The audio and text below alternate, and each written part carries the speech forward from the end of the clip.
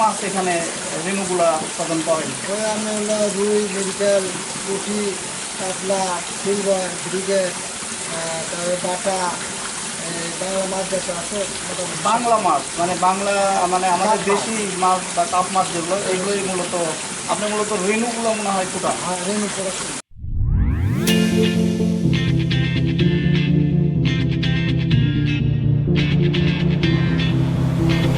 When my days end, I must just fall in love.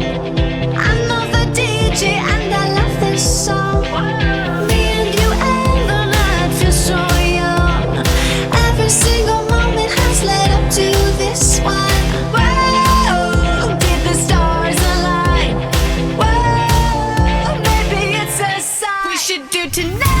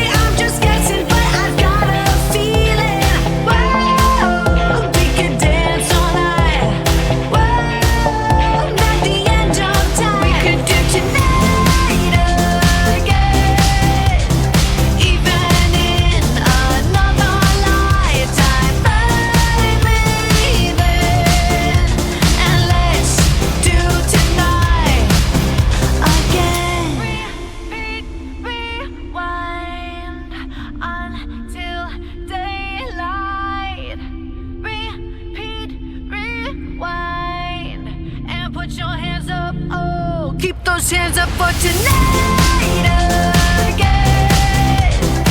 Even in another lifetime, find me there. And let's do tonight, tonight again.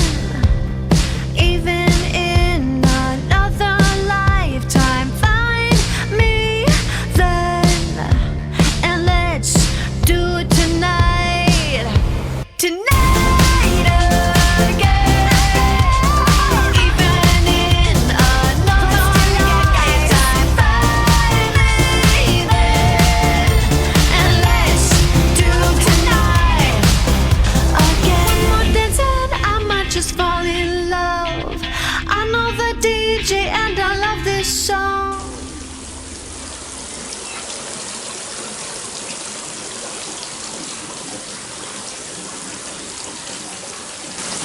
আচ্ছা ভাই, এই জায়গাটার নাম কি? আপনার যে প্রতিষ্ঠানটা যে জায়গায় আছে এই জায়গাটার নাম কি?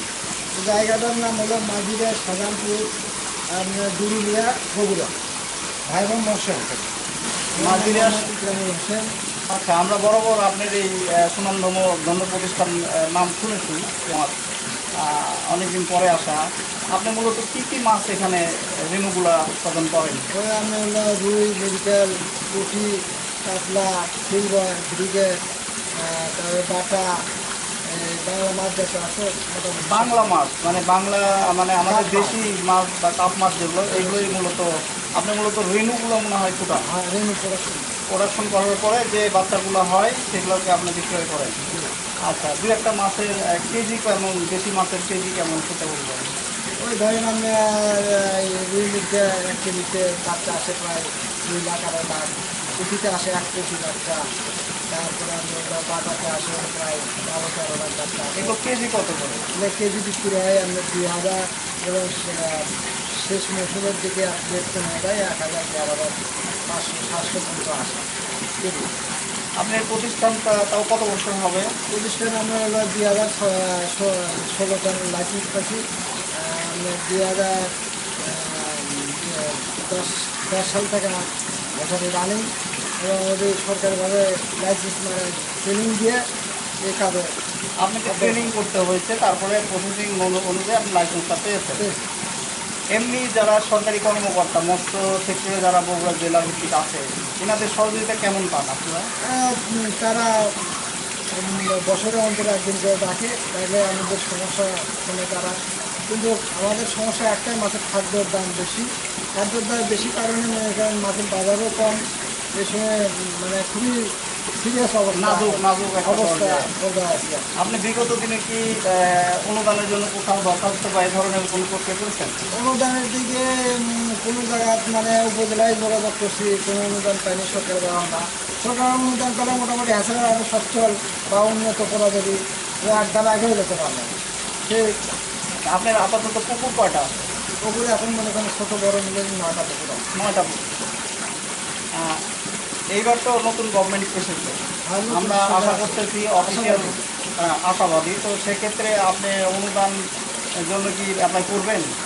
অনুদান অনুদান পেলে তো মনে করেন আমাদের হাতেরও আগে যাবেন চেক ডাক এবং ব্যবসাও আরও একটা আগে যাবে, উৎপাদন আরও বাড়াতে পারবে। আচ্ছা, আপনি সমিতিভুক্ত। হ্যাঁ, শুনেছি বুঝছেন। ঠিক আছে, আমরা একজন মৎস্য খামারির কথা শুনলাম, তার দুর্দশার কথাও শুনলাম।